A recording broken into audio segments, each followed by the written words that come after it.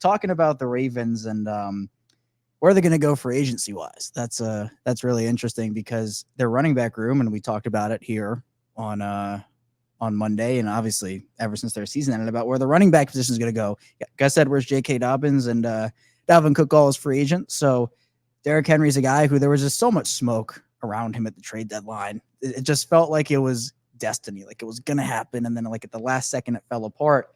Now he's a free agent. If the Ravens want him, he's there for the taking. He's not going back to Tennessee. There's no way he does. Well, I know one guy who is convinced that Derrick Henry needs to be a Baltimore Raven.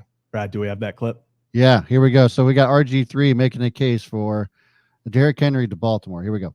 Going to be a free agent, and we all know he's an absolute beast. I've got the perfect place for him to go this offseason. He plays with physicality, he is relentless in his preparation, and we all know he ain't getting any younger. So he has a passion to get over the hump and go win a championship. So with all that being said, there's only one place for him to go. Derrick Henry should be a Baltimore Raven because he already plays like one.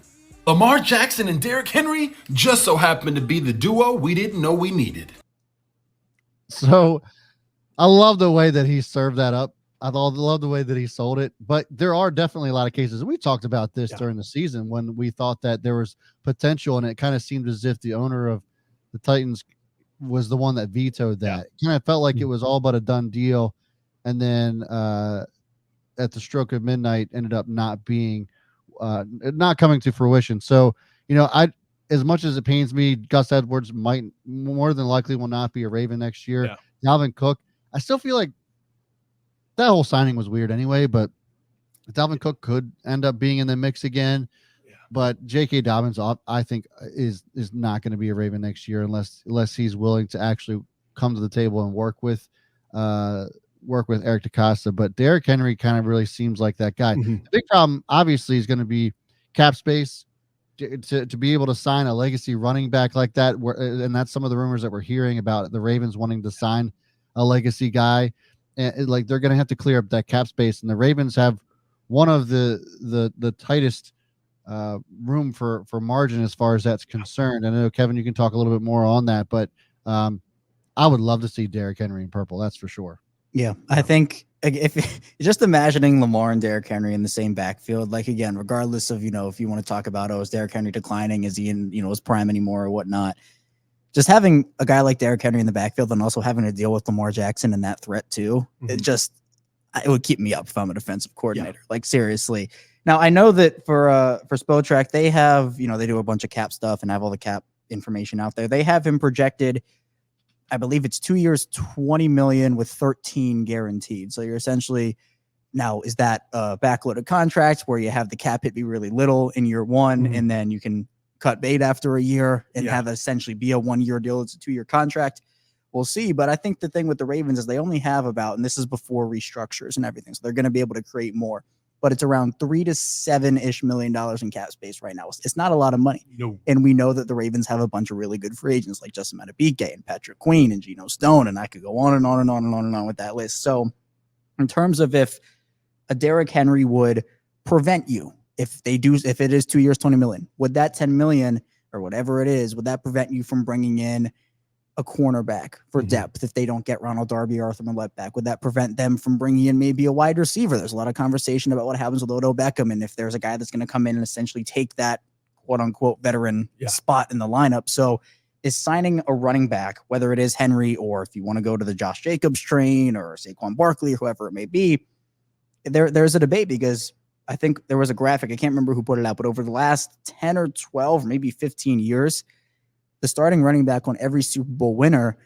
I don't think there's a guy over 10 million, maybe not even 5 million in terms of that. Like the last 2 years, it's been Pacheco. It's $700,000 each year. So there's something you got to keep in mind because I think a lot of what NFL teams view is what you should do with that position is just draft a guy in the middle rounds, play out the rookie contract, and then see what it is. The position is just in such a bad spot right now. Well, and I think that's, sorry, I'll let you get to it, Zach, in just a sec. But I think to your point, with the running back situation, that kind of plays into what we saw over the summer last year with Saquon and JK and a lot of the other running backs about how the value of the running back position has been diminished.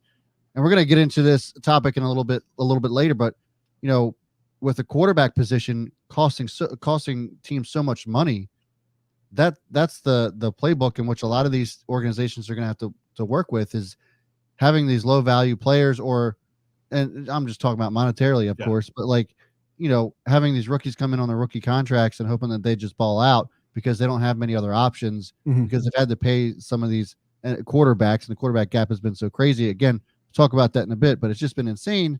So I think that it makes a lot of sense to what Kevin's saying. So it'll be interesting to see how the Ravens end up working their cap space to be able to fit a guy like Derrick Henry into their roster. And I think also the way that the running back position over the maybe five or so years, we don't really see a bunch of like bell cow backs as much anymore. Like we see a bunch of teams that have a 1A running back, but you're not necessarily giving them, 250, 300 carries a season. Now, Derrick Henry has been one of the very lone exceptions to this rule, because he has been taking a lot of carries over there in Tennessee. The Ravens, since Lamar Jackson came into the league, I believe there hasn't been a player except for Mark Ingram who's gone over 200 carries in a season. They've had guys, I think Gus was at 196 this year, and then they had a bunch of guys at 150 in the previous years. For the last 5 years, the lowest amount of carries Derrick Henry's had in a season is 280. Yeah. And the most he's had was in 2020, 378 carries. The year before that, 303. 2022, he had 349. Derrick Henry has played in the league for 8 years. He has 2,030 carries this year, or not this year, but over the course of his career. That's ridiculous. That's the other thing that people don't understand. And he's remained healthy.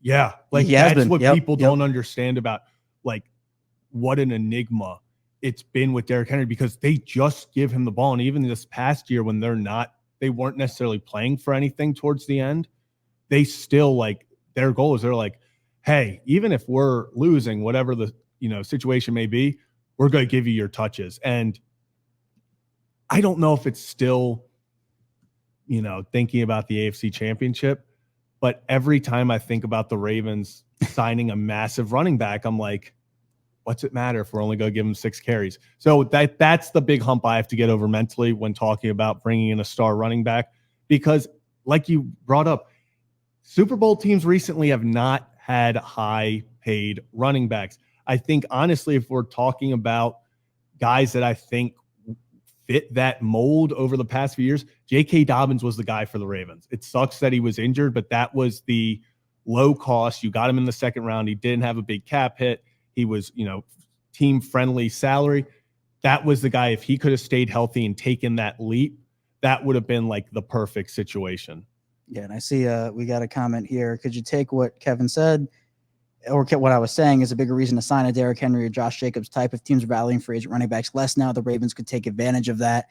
I feel like with guys like Derrick Henry, it could be possible, right? Because at this point, if you're talking about Saquon Barkley or Josh Jacobs, those are two running backs looking for their second contract, right? They haven't been quote unquote paid yet. Yeah.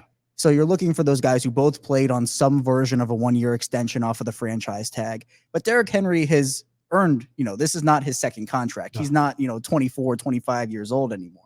So for him, I think the fact that he's not going back to Tennessee, I think has a little bit to do with, look, he wants to go win a Super Bowl. That's a big priority for him. And even though we know how the Ravens season ended, Zach, you talked about the 6 carries in the AFC Championship game for running backs. With the way the Ravens running back room is right now, there are just so many different reasons. Justice Hill. Yeah, it's Justice Hill, and that's it. Literally, that's it. And who knows, maybe a guy I've seen. Yeah, right. Well, we're talking about just sign, healthy guys sign.